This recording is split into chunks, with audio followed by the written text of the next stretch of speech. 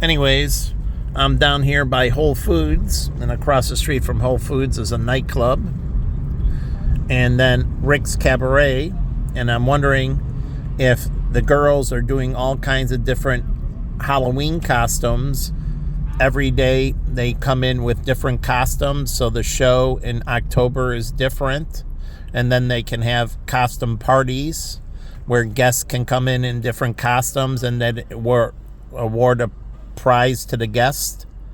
So again, I'm wondering what they're doing inside to make it special. My friends used to run that, and then the guy I knew owned that. I haven't seen any of them in the longest time. Adam is one, but I forget the others' names.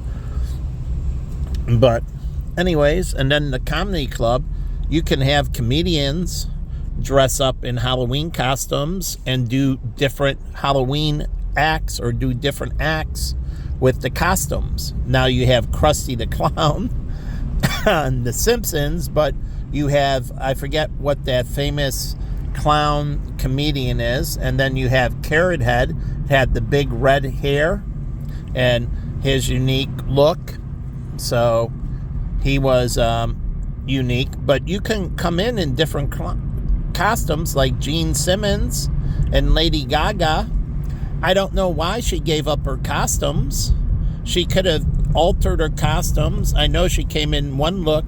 I just saw her on the talk show, and it was, nice, more different or exotic, but I don't know why she gave up the costumes.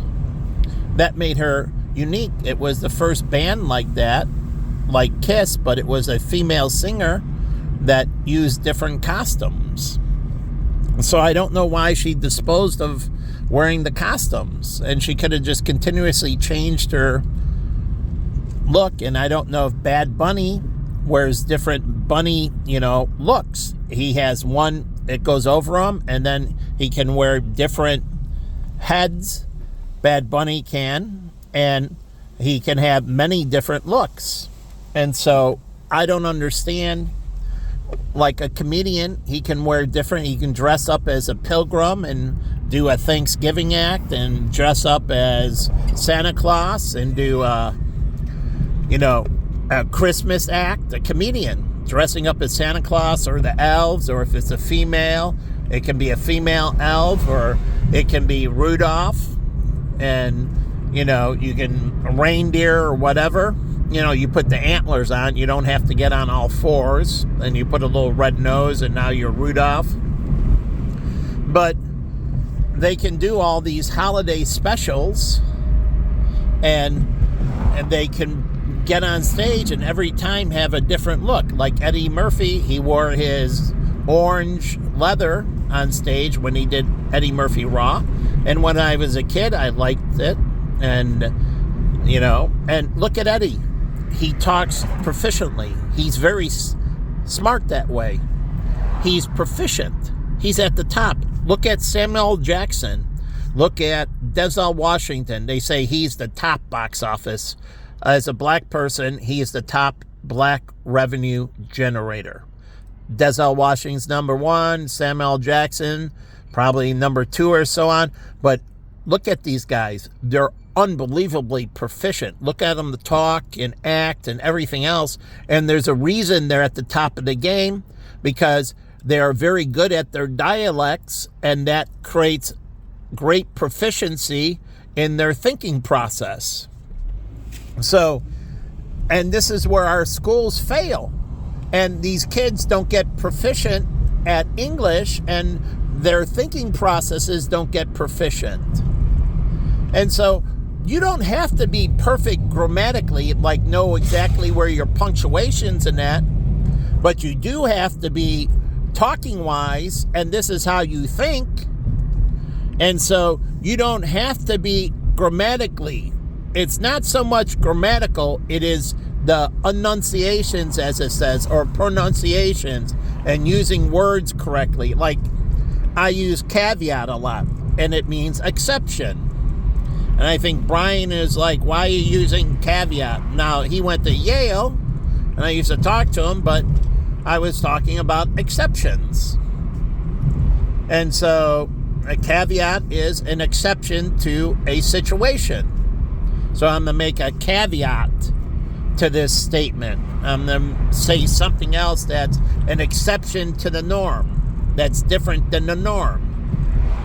And so you have to understand that this helps them advance. And this is why black people don't, I look at them. Michael Jackson, unbelievably proficient. Janet Jackson, all the top ones are at the top of the game. Listen to them talk and how they go about things. And there's a reason why they're at the top of the game. Look at Snoop Dogg.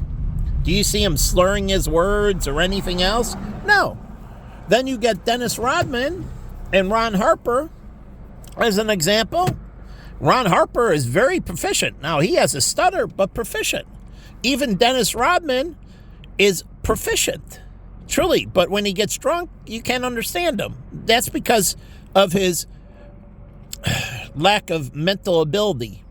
So if you get drunk and you lose your proficiency fast, that means you have very sensitive cognitive.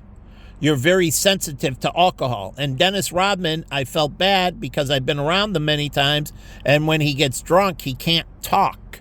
That means his motor skill in his mind has limited ability to overcome his ability to deal with alcohol. And he loses his motor skill very quickly when it comes to enunciation or pronunciation. And that's why they do this sobriety test, and you can do it via talking to see cognitive impairment.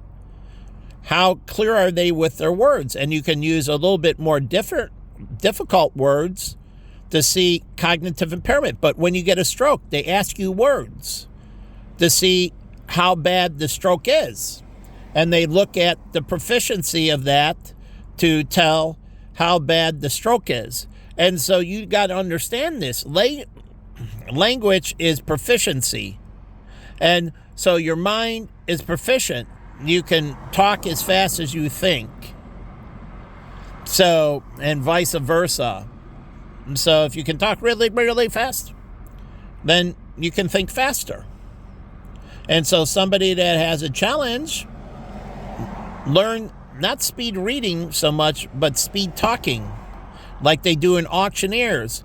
You can train somebody to overcome cognitive slowness by training them to speak like an auctioneer. And they can think really fast because you have to think really fast to say what I got one bid at 25, one bid at 9, but they're saying it very clearly, and you can teach people that have cognitive impairment to think faster this way.